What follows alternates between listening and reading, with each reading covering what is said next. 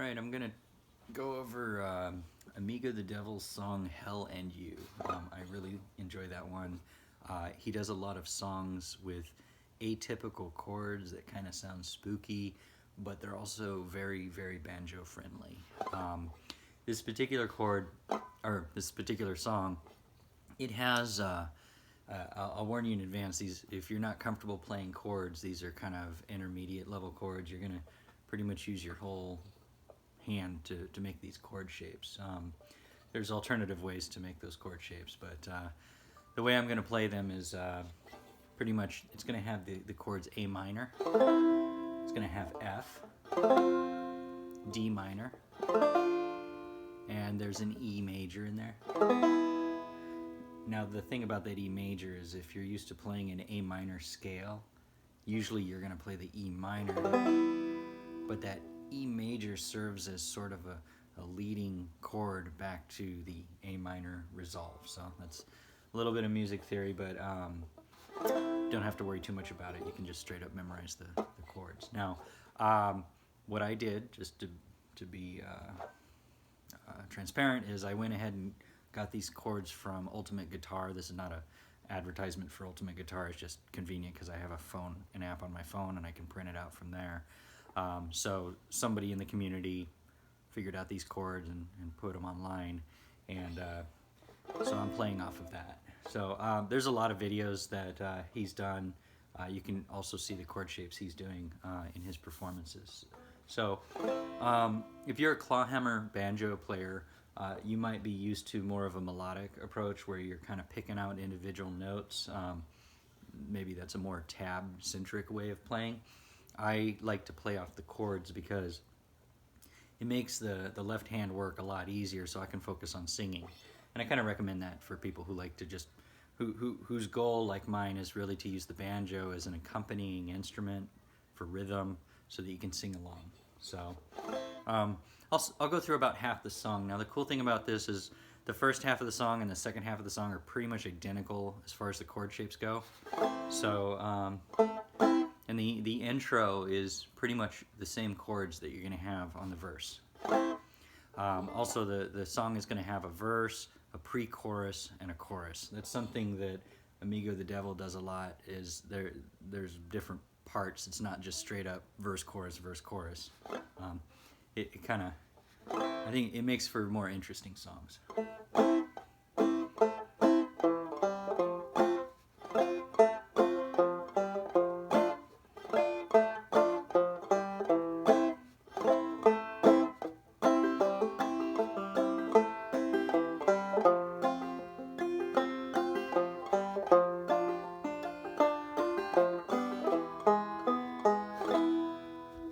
Went to the bar to get a little closer to myself and learn things I never really wanted to know.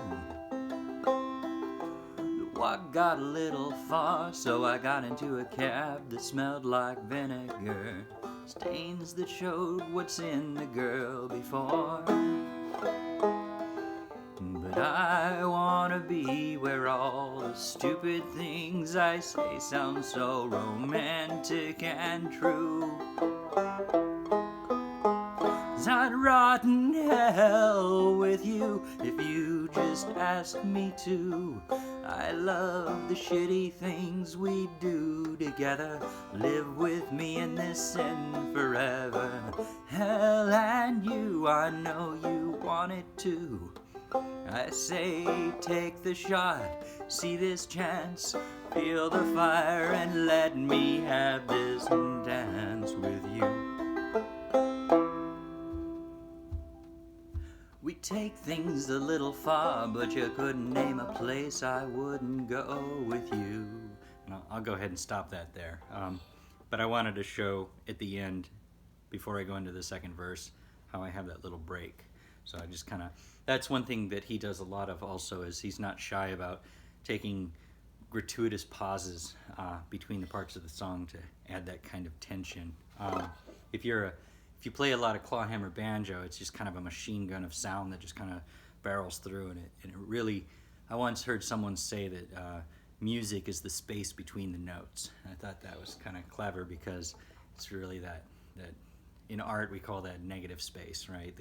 If you're drawing something, the space around the subject is just as important as the subject itself. So, all right, so all right. So I'm going to review those chords again, but there's a gazillion chord charts online or books or whatever you're comfortable with. But basically, you're going to have your A minor shape, which is it's a little hard, but it's not too hard. It's just the fact that you're using all your fingers. So the pinky finger is going to be on the first string, second fret. Pointer finger is going to be on the first fret, second string. Your ring finger is going to be on that third string, second fret, and then your middle finger is going to be on the fourth string, second fret. And it's got that nice dark, like minor chord sound. And, you know, they say most of the rock songs are in A minor. Right? Now, if you're used to playing like the more happy songs in like G major or C major, you might be pleased to know that the A minor scale is really just the same as the C major scale. It's the difference is you're playing the C major scale, but you're starting on the A. So the chords that I'm showing you are also in the C major scale. So you got that A minor, then you got the F, and that's the dreaded chord, the F chord. But it's not that bad because your hand, it's a natural shape. I actually struggle with the D, which it just feels unnatural to me. But the F, it just kind of the reach of my fingers, it feels natural. But it takes a lot of muscle memory to get that right. So the pinky finger's on the first string, third fret, the pointer finger's on the second string, first fret, middle finger's on the third string, second fret, and the ring finger's on the fourth string, third fret. You want to get really good at that. You go A minor, F, and then you're going to go to the D minor, and that's also another 4-finger chord. So this is really going to use all your fingers here. So once again, the pinky finger's on the first string, third fret, and the ring finger's on the second string, third fret, pointer finger's on the third string, second fret, and your middle finger's on the fourth string, third fret. And then we're going to have that E major, which is a little off script. Like I said, it's not really in that A minor scale, but by changing it from the E minor to an E major, it gives that weird tension feel. Kind of feel it pulling like off of the scale, and it wants you to resolve to that A minor. So the E major, once again, it's the same as the E minor, but you're taking the pointer finger and you're just placing it down. So that's going to be your ring finger on the first string, second fret. Your pointer finger is going to be on the third string, first fret, and your middle finger is going to be on the fourth string, second fret. So it's a 4-chord song. The different parts of the song just are starting the chords at different places. So, all right. So what I recommend is before you, obviously, frailing banjo, clawhammer banjo, old-time banjo, it's all about rhythm. And I've done a lot of different videos that talk about the basic frailing strum, or more advanced, integrating some drop thumb into that. But so I won't focus too much on that right now. But I will say with these 4-finger chords that the rhythm is the work that you do with your right hand. That's going to be your dominant. That's going to be the tool that you use to add the salt and pepper to this song, because your fingers are kind of tied up with that chord. It's not like if you're playing an open G song where you're going to do a lot of hammer-ons. Right? Your fingers are tied up. Now, you can do little things like, if I have an A minor chord shape, I can take my ring finger and do little pull-offs and hammer-ons. You can kind of do that with any string, really, and I'll leave that to you to kind of improvise. And that's the key here. Start with the chords and improvise ways to sprinkle in melody with little hammer-ons like.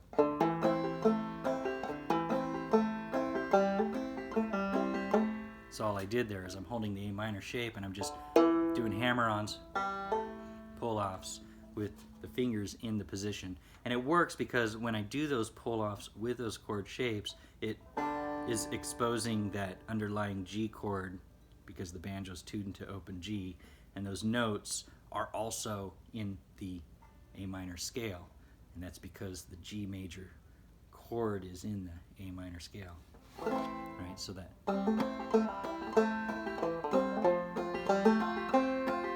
same thing with the F chord, right? Now, it's not always convenient to do those hammer-ons and pull-offs when you have the F shape, so you probably see me do a lot of drop thumb. And I know a lot of frailing banjo players or traditional banjo players, they're not really, some of them are not very comfortable using drop thumb because they might prefer to do hammer-ons and pull-offs. But when you start to play these more atypical songs that keep your left hand busy, and you can do a lot with your left hand, but the drop thumb really gives you a lot of freedom to keep that chord shape and sprinkle in some melody. So, for example, I'm going to do the same thing, those A minor to F.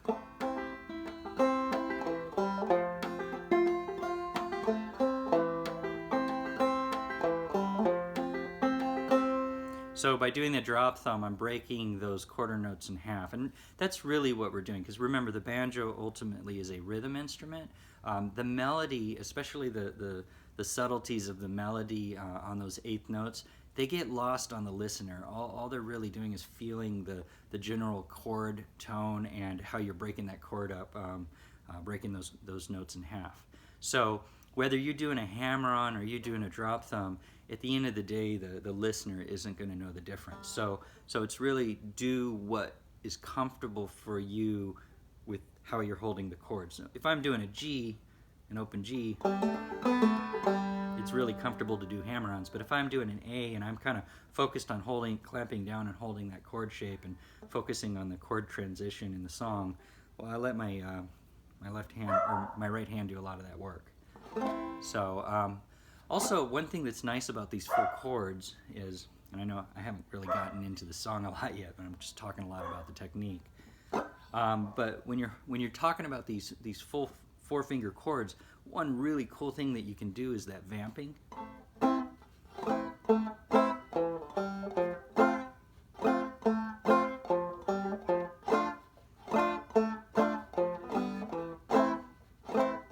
And on the record, you're going to hear Amigo the Devil do that a lot. And that's achieved by you're strumming, you're chopping the chord really quick, and then right after you chop, you're kind of letting off the strings a little bit. You've got this pressure holding the strings down, and then as soon as you get that chop done, you just kind of let off to kind of mute the strings. So it's a very, and it's a way to mute the strings using your left hand.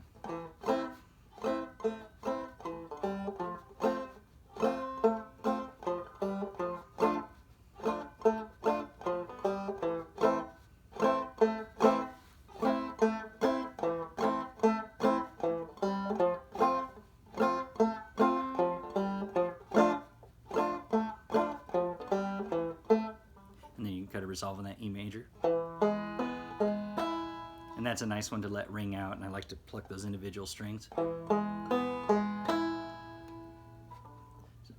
So I'll kind of do the intro again. I like to start the intro with chops, and then the second half of the intro I might do a little more left hand drop thumb. So it's F,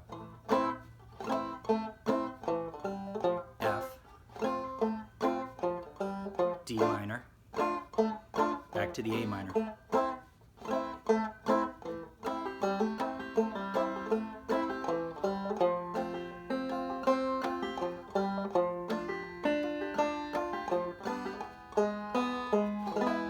Let it hang there before you go and start singing. And then you start with the A minor. Went to the bar to get a little F to myself and learn D minor. Things I never really wanted to A minor. No, A minor. The walk got a little far, so I got into an F cab that smelled like vinegar. D minor. Stains that showed what's in the girl before. But I F wanna be where all the D minor stupid things I say sound so A minor, romantic and true. Then the E. And you can just let that hold as long as you want it to. You can count the beats if you want. 'Cause I'd rot in. And then you go to the A minor. Hell with you if you just F asked me to. I love the D. Shitty things we do together. E. Live with me in this sin forever. And the A minor. Hell and you, I know you F wanted to. I say D minor. Take the shot. See this chance. E. Feel the fire and let me have this. And then resolve on the A minor. Dance with you. 2, 3, 4. Take things a little far, but you couldn't name a place I wouldn't go with you. D minor. Car I'd run. E. If I was dead, I'd float. I'd crawl into bed with you, even on F else's blood. Top of D minor. Someone else's love on the worst low. E. Hotel that we could find. And then the pre-chorus is F minor, or back to F, because home is the last place that I'd, D minor, stand to be with anyone but A minor, you. And then it goes to E major. Kind of hold it for a little bit. 'Cause I'd rot in A minor, hell with you, 'cause if you just F asked me to. I love the D minor, shitty things we do together. E. Live with me in this sin forever. A minor. Hell and you, I know you F wanted to. I say D minor, take the shot, see this chance. E. Feel the fire and let me have this. Dance with you. Excuse me there.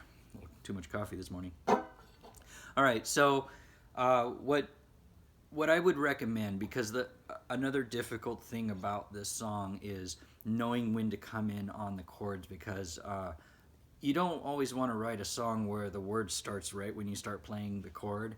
It's nice to dance around the chord, so coming in early, coming in a little late. So a good way to practice that is kind of what I was doing halfway through the song is don't focus so much on the rhythm, just kind of run through the song, sing it, but do single strums of the chord. So it's went to the bar to get a little closer to myself and learn things I never really wanted to. A minor, no. The walk got a little far, so I got into a cab that smelled like vinegar. D minor, stains that showed what's in the girl. E. Before. Go to the F for the pre-chorus. But I wanna be where all the D minor stupid things I say sound so romantic and true.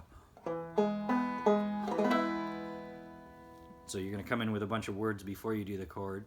'Cause I'd rot in hell with you if you just asked me to. I love the shitty things we do together. Live with me in this sin forever. Hell and you, I know you wanted to. I say, take the shot, see this chance. Feel the fire and let me have this dance with you. Now the next step, once you feel comfortable with the chord shapes and the single strike or the single strum, then you want to kind of add some rhythm. And a really good way to do this, I'm a big fan of the basic frailing strum because it's basic, but it applies rhythm. So you can kind of, and if you haven't heard of that before, there's many videos on the basic frailing strum, but it's basically that bum ditty that you hear about. So it's kind of.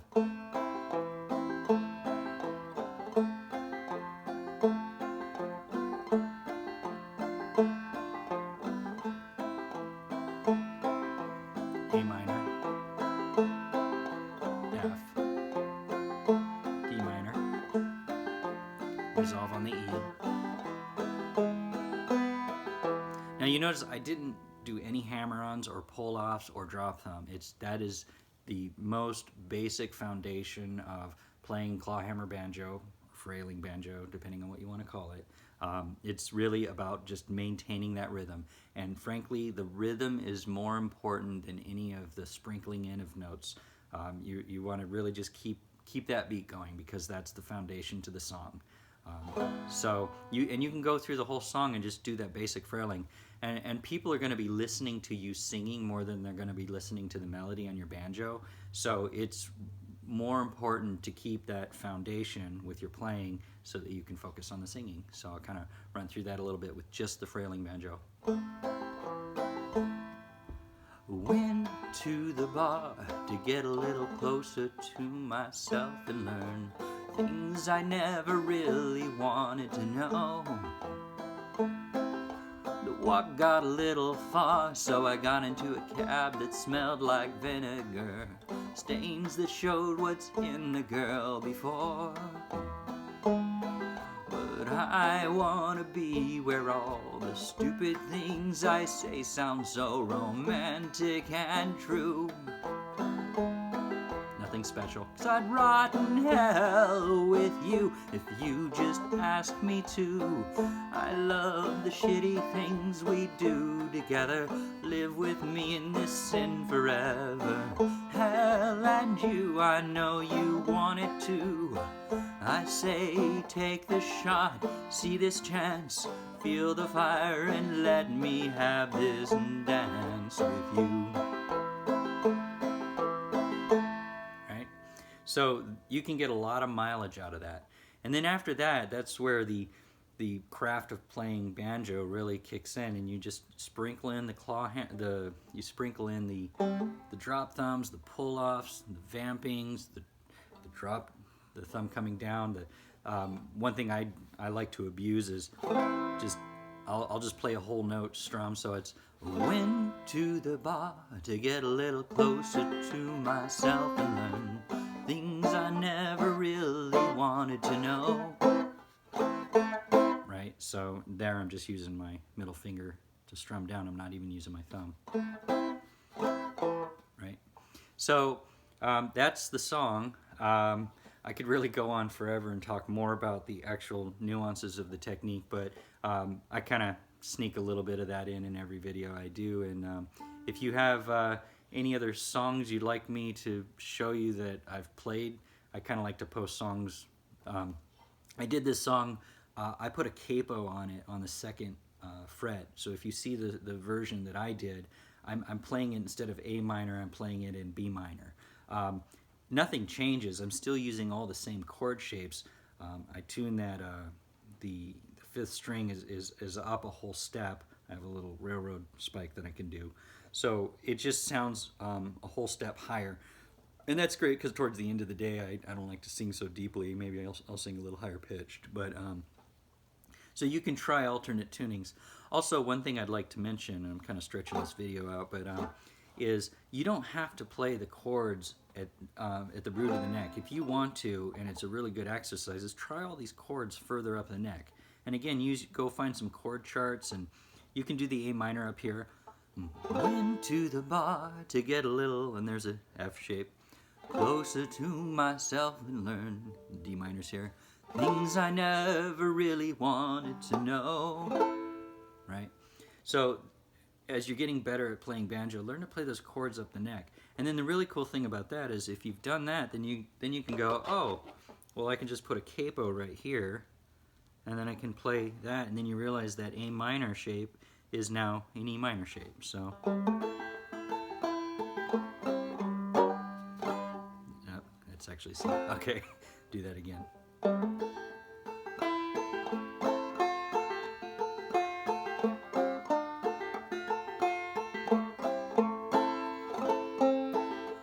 Went to the bar to get a little closer to myself and learn things I never really wanted to know. Walk got a little far, so I got into a cab that smelled like vinegar, stain that showed what's in the girl, and then the E is before, right? And so that's what they call transposing the chords. And then you go, oh, well, now I've learned this song with different chord shapes. Then you can go back, take the capo off, and now you can sing it in a different key.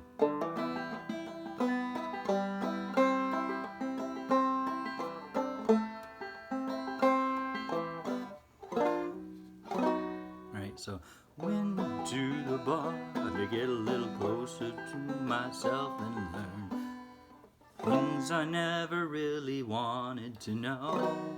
Right? So, all right, that got a little sloppy at the end there, but hopefully that kind of gave you some ideas.